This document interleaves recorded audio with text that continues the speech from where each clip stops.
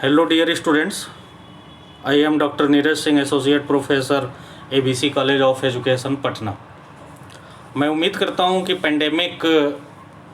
कोविड-19 pandemic के इस lockdown में आप सभी अपने घरों पर स्वस्थ होंगे तथा पूर्ण तन्मयता के साथ अध्ययनरत भी होंगे। शिक्षा को किसी भी उन्नतशील राष्ट्र की नींव तथा मेरुदंड कहा गया है। इसी कड़ी में हमारा इंडियन कॉन्स्टिट्यूशन ने और संविधान निर्माताओं ने शिक्षा से संबंधित कुछ आर्टिकल्स अनुच्छेदों को दिया और प्राविधान बनाया है, जिसे हमारे कोर्स बीएड फर्स्ट ईयर में दो पेपर नेम है contemporary India and education BCC 2।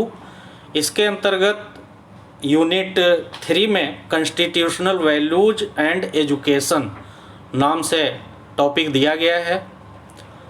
और नेक्स्ट पेपर है आपका fourth paper language across the curriculum, paper code BCC 4।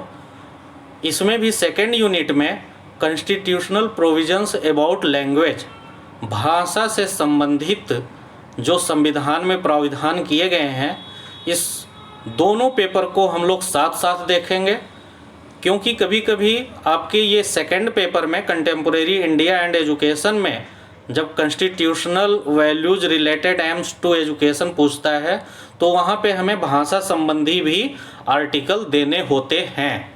इसलिए आप दोनों इसे साथ साथ देखें। साथ ही यह CTET के एग्ज़ाम, बिहार टेट का एग्ज़ाम, अदर स्टेट के टेट के एग्ज़ाम तथा एजुकेशन से रिलेटेड टीचर एलिजिबिलिटी टेस्ट से किसी भी प्रतियोगी परीक्षाओं में इससे क्वेश्चन किए जाते हैं। यह आपके लिए बहुत ही इम्पॉर्टेंट है। इसको आप ध्यान से देखेंगे, पूरी क्लास को ध्यान से सुनेंगे, सभी आर्टिकल को आप एक बार अगर ध्यान से देखते हैं, पढ़ते हैं, आपको सिर्फ सुन करके ये सारे आर्टिकल तैयार हो जाएंगे। इसी कड़ी में हम लोग आगे बढ़ते हैं। आप सभी इससे पूर्व एजुकेशन से रिलेटेड जो आपके टॉपिक में दिया गया directive principles of state policies, fundamental rights and fundamental duties को आप लोगों ने पढ़ा है। और थोड़ा सा इसके बैकग्राउंड पे अगर हम लोग दृष्टिपात करते हुए आगे बढ़ते हैं तो बहुत अच्छा होगा और एक बार रिमाइंड भी हो जाएगा। हमारे मूल संविधान में हमारे संविधान निर्माताओं ने जो मूल संविधान बनाया था, उस समय 395 अनुच्छेद जो 22 भागों में विभक्त थे तथा केवल 8 अनुसूचियाँ थीं। और आज के डेट में हमारे भारतीय संविधान में वर्तमान में कुल 448 आर्टिकल, अनुच्छेद, 12 अनुसूचियाँ हैं जो 25 भागों में विभाजित है। इसी क्रम में हम लोग आगे बढ़ते हैं अपने टॉपिक पर। आप जैसा कि देख पा रहे हैं, education related provisions in Indian constitution, भारतीय संविधान में शिक्षा संबंधी प्रावधान। भारतीय शिक्षा संबंधी जो भी प्रावधान है, इसमें हम लोग सबसे इम्पॉर्टेंट और महत्वपूर्ण आर्टिकल देखेंगे 21A। जैसा कि आप देख रहे हैं, आप इसे बार बार ध्यान में कर लीजिए। जब तक आप टीचर होंगे, बीएड के स्टूडेंट होंगे, इन फ्यूचर आप टीचर होंगे, बहुत सारे प्रतियोगी परीक्षाओं में बैठने जाएंगे, इंटरव्यू देंगे, हमेशा इसे आपको ध्यान रखना है। 21A right to education, Hindi में इसे बोलते हैं शिक्षा का अधिकार। यहाँ पे शिक्षा के अधिकार अधिनियम की एक लंबी कहानी है।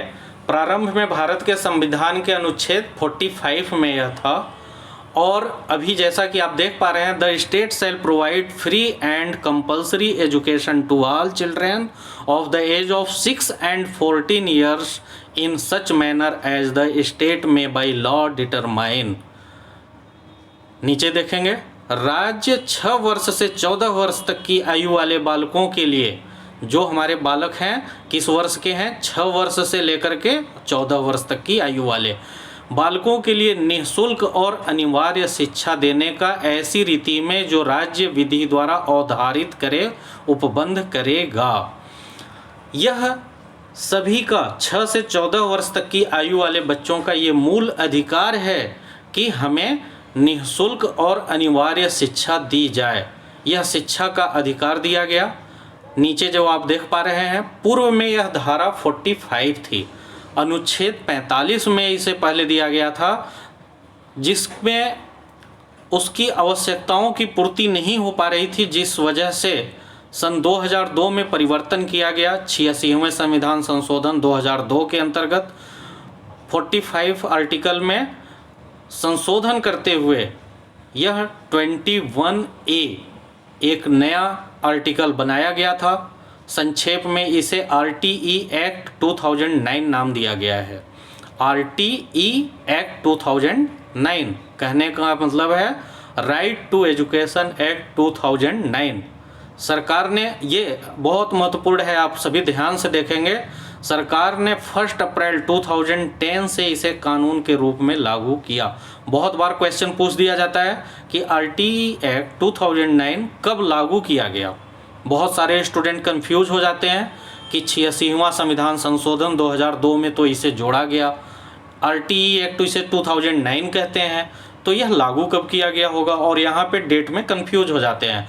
तो आप कभी भी कंफ्यूज न हो, ये हमेशा के लिए ध्यान रखेंगे कि इसे 1 अप्रैल 2010 को लागू किया गया। बहुत सारे कंपटीशन में इस क्वेश्चन को पूछा जाता है, तो हमेशा के लिए आप याद कर लें। Article 21A right to education है, शिक्षा का अधिकार देता है। किसे देता है शिक्षा का अधिकार? राज्य 6 वर्ष से 14 वर्ष तक की आयु वाले सभी बालकों के लिए यह अधिकार प्रदान करता है निःशुल्क और अनिवार्य शिक्षा देने का। अब हम लोग आगे बढ़ते हैं कि जो 45 आर्टिकल था उसमें क्या दिया गया था और क्यों ज़रूरत पड़ी इसे यहाँ जोड़ने का। तो नेक्स्ट आप देख पा रहे हैं आर्टिकल 45 लिखा हुआ है, provision for free and compulsory education for children. इसमें जो उपबंध लिखे हुए हैं, the state shell endeavor to provide free and compulsory education to all children within a period of 10 years from the time of the enactment of this institution until they have completed the age of 14 years। हम लोग आगे इसे देखते हैं। राज्य इस संविधान के लागू होने के समय से 10 वर्ष की कालावधि के भीतर सभी बच्चों के लिए, जब तक वे 14 वर्ष की आयु पूर्ण नहीं कर लेंगे, निःशुल्क एवं अनिवार्य शिक्षा देने का प्रयास करेगा। यह आर्टिकल 45 आपके directive principles of state policies के अंतर्गत आता है। जब हमारा संविधान लागू हुआ, यहाँ पे आप देख रहे हैं कि संविधान लागू होने के समय से 10 वर्ष की कालावधि के भीतर, मतलब जब हमारा संविधान लागू होता है 26 जनवरी 1950 को, तो 10 वर्ष के अंदर जितने भी सरकारें हैं वह 14 वर्ष तक की बच्चे जब तक पूर्ण नहीं कर लेते उन्हें निःशुल्क एवं अनिवार्य शिक्षा देने का प्रयास करेगा। यह क्यों? क्योंकि हमें 100% लिटरेसी 100% साक्षरता दर पाने के लिए यह प्रावधान किया गया। लेकिन बहुत लंबे समय, देश की आज़ादी के करीब इतने लंबे वर्षों के पश्चात भी इस लक्ष्य को हम पूरा नहीं कर सके हैं। इसीलिए right to education act article 21A बनाया गया और आर्टिकल 45 में कुछ परिवर्तन किए गए। हम लोग जहाँ की अब यहाँ पे ज़रूरत है कि इस 100% लिटरेसी को हम कैसे प्राप्त कर सकते हैं और उसको प्रयास करने के लिए, प्राप्त करने के लिए और क्या ज़रूरत है। इसी क्रम में हमारे संविधान में और विशेषज्ञों ने कुछ अभिभावकों के कर्तव्य आप देख पा रहे हैं। आर्टिकल 51A इसका सब क्लॉज है कि फंडामेंटल ड्यूटीज ऑफ पेरेंट्स। हम सभी जानते हैं कि हमारे जो मूल कर्तव्य हैं, यह मूल संविधान में मूल कर्तव्य नहीं था, इसे रूस से लिया गया है और 42वें संविधान संशोधन के अंतर्गत इसे जोड़ा गया था। जब यहाँ पे हमारे मूल कर्तव्यों की बात हुई थी उस समय, तो वह टोटल हमारे 10 फंडामेंटल ड्यूटीज़ थे, 10 मूल कर्तव्य थे। अब यहाँ पर 2002 में 86वां संशोधन करके 51A का की क्लॉज अर्थात यहाँ पे अब हमारे कोई आपसे क्वेश्चन करता है कि फंडामेंटल ड्यूटीज़ कितने हैं, तो फंडामेंटल ड्यूटीज़ हमारे 11 हैं, 11 हैं। और जो 11वां है क्लॉज 51A का, उसमें आप देखिएगा, who is a parent of guardian to provide opportunities for education to his child or as the case may be ward between the age of 6 and 14 years. धारा 51A का क्लॉज के sub clause के तहत अभिभावक तथा संरक्षक का कर्तव्य होगा कि वह 6 से 14 वर्ष के बीच आयु वाले बच्चों को शिक्षा का अवसर प्रदान करेगा। अगर सभी गार्जियंस, अभिभावक जो हैं, यह अपने कर्तव्यों का निर्वाह करने लगें, जो हमारे फंडामेंटल ड्यूटीज़ हैं 11 नंबर पे जो दिया गया, तो हमें 100% लिटरेसी, हमारे ज़्यादा दिन वो दूर नहीं होंगे जो हम 100% साक्षरता दर को प्राप्त कर लेंगे। तो यहाँ पर अभिभावकों के कर्तव्य निर्धारित किए गए आर्टिकल 51A, जिसका सब क्लॉज है के, या के को आप 11th भी फंडामेंटल ड्यूटीज मूल कर्तव्य कह सकते हैं। नेक्स्ट है हमारा आर्टिकल 28। जो आर्टिकल 28 है, मूल्यतः यह धार्मिक शिक्षा के विषय में प्रावधान करता है। जैसा कि हम लोग देख पा रहे हैं आर्टिकल 28(1), इसने क्या भी प्रावधान किए हैं, क्या दिया है क्लॉज में, states no religious instruction shall be provided in any educational institution if wholly maintained out of state fund. राज्य विधि से पूर्णतः पोषित किसी शिक्षा संस्था में कोई धार्मिक शिक्षा नहीं दी जाएगी। कहने का तात्पर्य है कि जो राज्य विधि से पूर्णतः, जो राज्य द्वारा संचालित संस्था हैं, ऐसे किसी भी संस्था में धार्मिक शिक्षा नहीं दी जाएगी। कोई भी धार्मिक शिक्षा का प्रावधान नहीं होगा कि कोई एक विशेष धर्म का वहाँ पे शिक्षा दिया जाए, यह उसे निषेधित करता है आर्टिकल 28(1). नेक्स्ट हम देखते हैं आर्टिकल 28(2). यहाँ पे है states nothing in clause 1 shall apply to an educational institution which is administered by the state but has been established in under any endowment or trust which requires that religious instruction shall be imparted to such institutions। यहाँ पे हम देखते हैं इन्होंने जो प्रावधान किए हैं आर्टिकल 28(2) के क्लॉज में, यदि हम मानते हैं कि कोई ऐसी संस्था ऐसे ट्रस्ट द्वारा संचालित हो जिसके प्रावधानों के अनुसार धार्मिक शिक्षा देने की बाध्यता हो, अर्थात धार्मिक शिक्षा देना ही पड़ेगा, वह राज्य द्वारा संचालित की जाती हो, तो ऐसी संस्था को धारा 28(1) के प्रावधानों की अनिवार्यता से मुक्त रखा जाएगा, अर्थात वो धार्मिक शिक्षा को दे सकते हैं। इसी में हम लोग देखते हैं नेक्स्ट आर्टिकल है 28(3). ये क्या कहता है, इसके प्रावधान क्या कहते हैं।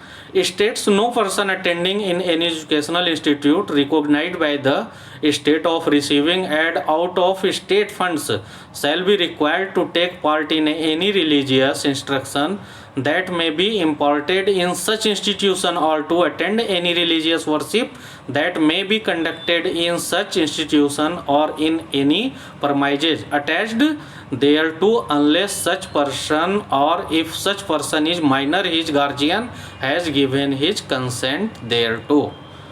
कहने का तात्पर्य, राज्य विधि से पूर्णतः पोषित शिक्षण संस्थान अपने विद्यार्थियों को किसी धार्मिक अनुष्ठान में भाग लेने या किसी धर्म का उपदेश को बलात् सुनने हेतु बाध्य नहीं कर सकते।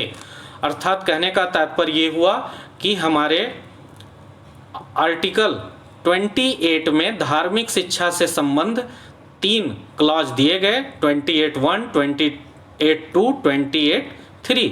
28(3) क्या कहता है, कोई भी संस्थान हो जो राज्य के विधि से पूर्णतः पोषित है, ऐसे संस्थान कभी भी अपने स्टूडेंट्स को धार्मिक अनुष्ठान में भाग लेने या धर्म को सुनने के लिए बाध्य नहीं कर सकते। नेक्स्ट हम लोग देखते हैं article 29, protection of interests of minorities, अल्पसंख्यक वर्गों के हितों का संरक्षण। यह जो हमारा आर्टिकल है 29, यह माइनॉरिटीज के हितों के लिए, उनके प्रोटेक्शन के लिए है। उससे संबंधी बहुत सारी बातों को बताया गया यहाँ पे।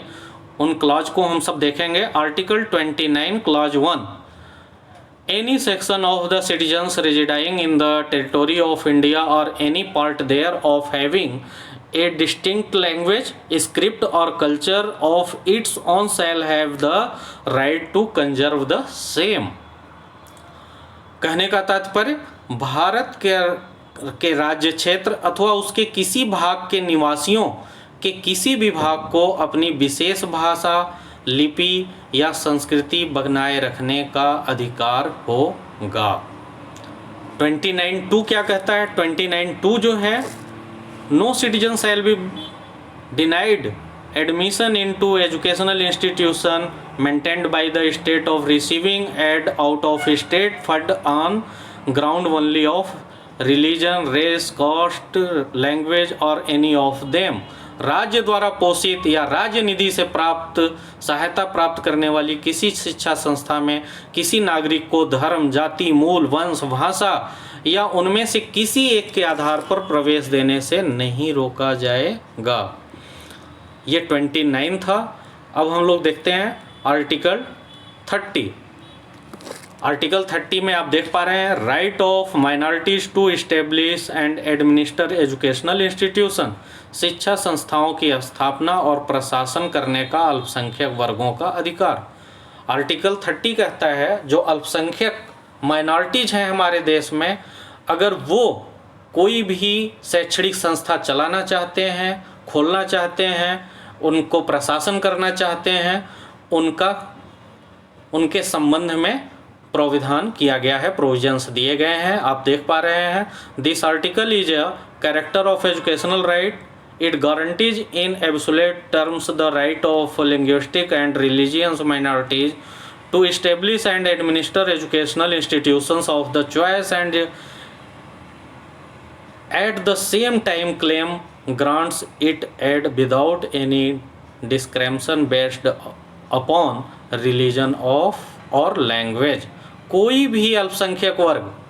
भी अल्पसंख्यक वर्ग हो अपनी पसंद का शैक्षणिक संस्था चला सकता है और सरकार उसके साथ अनुदान में किसी तरह का भेदभाव नहीं करेगी। यदि यहाँ पे आप देख रहे हैं आर्टिकल 29 और 30, ये माइनॉरिटीज जो हैं, अल्पसंख्यक हैं, कौन है हमारे भारत में, किसे कहा गया है अल्पसंख्यक? जिनकी संख्या भारत के टोटल जनसंख्या में बहुत ही कम हो, और वह हैं हमारे मुस्लिम, सिख, ईसाई, जैन और बौद्ध। इन्हें क्या कहा गया? इन्हें माइनॉरिटीज दिया गया है कि ये माइनॉरिटीज जो हैं, ये अल्पसंख्यक वर्ग अपनी पसंद का शैक्षणिक संस्थान चला सकता है और सरकार उसके साथ अनुदान में, ग्रांट देने में किसी तरह का भेदभाव नहीं करेगी। ये आर्टिकल 30 में प्रावधान किया गया। नेक्स्ट आर्टिकल हम सब देखेंगे, जैसा कि है आप देख पा रहे हैं आर्टिकल 17 अनुच्छेद 17, एबोलिशन ऑफ अनटचबिलिटी, अस्पृश्यता, छुआछूत का अंत। जब हमारा संविधान बना, संविधान निर्माताओं ने उसी समय इस आर्टिकल को दिया था। यहाँ पे आप देख पा रहे हैं, untouchability is एबोलिश्ड and it's practice in any form is forbidden, the enforcement of any disability arising out of untouchability shall be an offence punishable in accordance with law। अस्पृश्यता मीन्स होता है छुआछूत। अब अस्पृश्यता, छुआछूत के उन्मूलन, समाप्ति की घोषणा की गई है और किसी भी रूप में इसके पालन का निषेध है। अस्पृश्यता या छुआछूत को दंडनीय अपराध घोषित किया गया है। हमारे देश में एक समय ऐसा था, देश आज़ादी के पूर्व, यह बहुत ज़्यादा चरम पे था। छुआछूत को लेकर के बहुत सारे नियम और समाज में भेदभाव थे, जिसके लिए आर्टिकल 17 अनुच्छेद 17 निषेध करता है कि छुआछूत की समाप्ति की घोषणा कर दी गई है। और अब अगर इसे कोई बढ़ावा देता है या इस बातों को रखता है तो वहाँ पर उसको दंडनीय अपराध के श्रेणी में रखा जा सकता है। इसी तरीके से नेक्स्ट है हमारा आर्टिकल 46, द प्रोटेक्शन ऑफ एससीज, STs and other weaker section from exploitation. यहाँ पे आप देख पा रहे हैं हमारे वीकर सेक्शन, जो कमज़ोर वर्ग हैं, जो हमारे शेड्यूल कास्ट, शेड्यूल ट्राइब के वीकर सेक्शंस हैं, उनके लिए यह विशेष आर्टिकल 46 दिया गया। इसमें आप देख पा रहे हैं राज्य जनता के निर्बल विभागों, विशेषतया कौन है विशेषतया में, अनुसूचित जातियों और अनुसूचित आदिम जातियों जो जनजाति हैं की शिक्षा तथा अर्थ संबंधी हितों की विशेष सावधानी से उन्नति करेगा तथा सामाजिक अन्याय और सब प्रकार के शोषण से उनका संरक्षण करेगा। यह कहने का अर्थ है ऐसे वर्ग जो हमारे एससी, एसटी और विशेष आदिम जनजातियां हैं, उनके अर्थ संबंधी मीन्स क्या होता है, इको रिलेटेड, आर्थिक स्थिति से संबंधित तथा शिक्षा से संबंधित, और उनको सभी प्रकार के शोषण से उनका संरक्षण करते हुए उन्हें समाज के मुख्य धारा में लाने का प्रयास करेगा। इसी तरीके से यहाँ पे आर्टिकल 46 को देखने के पश्चात अब हम सभी लोग आ जाते हैं, जैसा कि मैंने स्टार्टिंग में ही कहा था कि इसको हम 2 पार्ट में रख रहे हैं, और ये विशेष जो है ये आपके 4th पेपर जो BCC 4 पेपर है, नेक्स्ट आपका paper language across the curriculum, इसके 2nd यूनिट में दिया गया था कि कॉन्स्टिट्यूशनल प्रोविजंस अबाउट लैंग्वेज। हम लोग साथ साथ देख रहे हैं। यहाँ पे आप देख पा रहे हैं article 343 to 351 official language means क्या हो गया, राजभाषा। तो 343 टू 351 343 से लेकर 351 तक राजभाषा किसे कहते हैं, जो हमारे केंद्र सरकार या राज्य सरकारों की प्रशासनिक कार्यों के कार्य करने की भाषा होती है या सरकारी भाषा होती है, हम उसे राजभाषा कहते हैं। अब यहाँ पे केंद्र के संबंध में क्या कहा गया, जो हमारी भारतीय सरकार है उसके विषय में क्या कहा गया, आर्टिकल 343 आप लोग इसे विशेष ध्यान देंगे। संघ की राजभाषा हिंदी और लिपि देवनागरी होगी। संघ की राजभाषा हिंदी और लिपि देवनागरी होगी। यहाँ ध्यान देने की बात है, यहाँ राष्ट्रभाषा का कहीं भी संविधान में राष्ट्रभाषा की बातें नहीं कही गई हैं, ये बात है राजभाषा की। और इतना ही नहीं, जब हमारा संविधान बन रहा था तो संविधान बनाते समय ये राजभाषा आयोग का गठन करना पड़ा, उसके अध्यक्ष और मेंबर बनाने पड़े। यहाँ पे एक विवादास्पद प्रश्न था, कुछ लोग वहाँ पे मांग कर रहे थे कि इससे उत्तर भारतीयों में तो बहुत ज़्यादा हिंदी बोली जाती है, लेकिन साउथ इंडिया में लोग हिंदी को जानते समझते नहीं हैं, तो इसलिए हिंदी को राजभाषा नहीं बनाना चाहिए। इसी के विवाद में बहुत दिनों के पश्चात राजभाषा का आयोग ने जो अपना रिपोर्ट दिया वो ये बोला कि नहीं, संघ की राजभाषा हिंदी ही होनी चाहिए, क्योंकि भारत में बहुसंख्यक लोगों के द्वारा हिंदी बोली और समझी जाती है, इसलिए संघ की राजभाषा हिंदी ही होगी और लिपि क्या होगी, देवनागरी होगी। और इसको फाइनल किया गया था 14 सितंबर 1949। आर्टिकल 343 संघ की राजभाषा हिंदी और लिपि देवनागरी होगी, इसको फाइनल किया गया था 14 सितंबर 1949 को। और तभी से प्रत्येक वर्ष हम सभी अपने देश के संविधान लागू होने के बाद से 14 सितंबर को हिंदी दिवस के रूप में मनाते हैं। नेक्स्ट आप देख रहे हैं, इसमें लिखा हुआ है संविधान के प्रारंभ से 15 वर्ष की कालावधि के लिए अंग्रेजी भाषा भी राजकीय प्रयोजनों के लिए यथावत प्रयोग की जाती रहेगी। कहने का तात्पर्य ये है, ये बहुत इम्पॉर्टेंट भी है और आपके सिविल सर्विसेज से लेकर के आपके एजुकेशन से रिलेटेड कोर्सों में भी ये एक नया क्वेश्चन बन जाता है कि संघ की राजभाषा हिंदी है अथवा अंग्रेजी। यहाँ पे स्टूडेंट्स कंफ्यूज हो जाते हैं, कुछ स्टूडेंट्स हिंदी को कर देते हैं और कुछ इंग्लिश को लिखते हैं। लेकिन आपको ध्यान रखना है कि हमारे संघ की राजभाषा हिंदी और इंग्लिश दोनों है। अब अंग्रेजी का जो आप देख रहे हैं कि संविधान के प्रारंभ से 15 वर्ष की कालावधि के लिए उस समय यह प्राविधान किया गया कि जब हमारा संविधान लागू हो रहा तो अगले 15 वर्षों के लिए, क्योंकि यह विदेशी भाषा है, लेकिन अंग्रेज़ों के आने से बहुत सारे सरकारी कार्य हमारे इंग्लिश में किए जा रहे हैं, इसलिए हम इसे 15 वर्ष तक चलाएंगे। सहभाषा के रूप में इसे हम यथावत रखेंगे, चलाते रहेंगे और 15 वर्ष के पश्चात यदि ज़रूरी हुआ तो उसे हम हटा या आगे बढ़ा सकते हैं। जैसा कि आप देख रहे हैं कि 15 वर्ष के पश्चात संसद अंग्रेजी भाषा का अथवा अंकों के देवनागरी रूपी का प्रयोग उपबंधित कर सकेगी। लेकिन अंग्रेजी के इम्पोर्टेंस और महत्व को देखते हुए इसको 15 वर्ष के बाद हम लोगों ने हमेशा के लिए राजभाषा सह राजभाषा के रूप में रखा है। तो एक ये आपको बहुत ध्यान देने की बात है कि आर्टिकल 343 संघ की राजभाषा हिंदी और लिपि देवनागरी होगी, लेकिन हमारा द्वितीय राजभाषा जो है उसके रूप में इंग्लिश कार्य कर रही है और करती रहेगी। आर्टिकल 344 जो कहता है राजभाषा आयोग का गठन, इसमें जो प्रोविजंस दिए गए हैं 344 में कि राजभाषा आयोग का गठन किया जाएगा और इस गठन करने के पश्चात जो हमारी राजभाषा है हर 5वें वर्ष में राष्ट्रपति के द्वारा समीक्षा की जाएगी और 10वें वर्ष में संसद समीक्षा किया करेगा।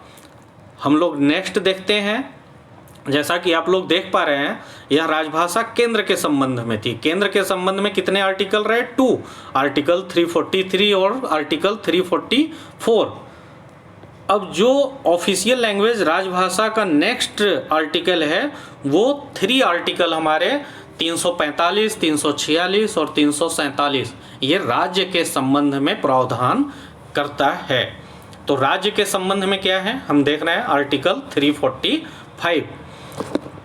345 का कहता है राज्य अपने सरकारी कार्यों में अपनी राजभाषा का प्रयोग करेगा। जो भी राज्य हैं, स्टेट हैं, अपने सरकारी कार्यों में, प्रशासनिक कार्यों में जो उनकी ऑफिशियल लैंग्वेज होगी अपने भाषा का प्रयोग वो कर सकेंगे।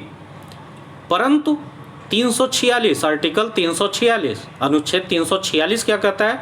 यदि एक राज्य दूसरे राज्य से या केंद्र से कोई पत्र व्यवहार करते हैं तो वहाँ पर वह हिंदी का प्रयोग करेंगे।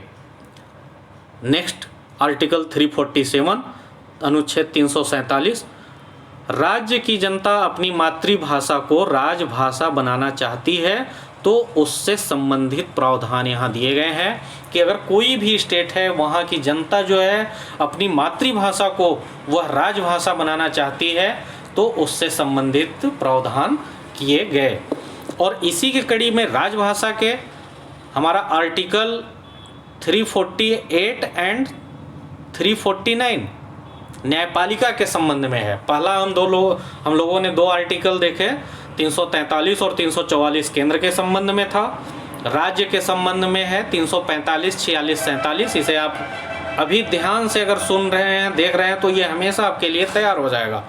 और न्यायपालिका के संबंध में 2 आर्टिकल दिए गए। 348 में क्या कहा गया है?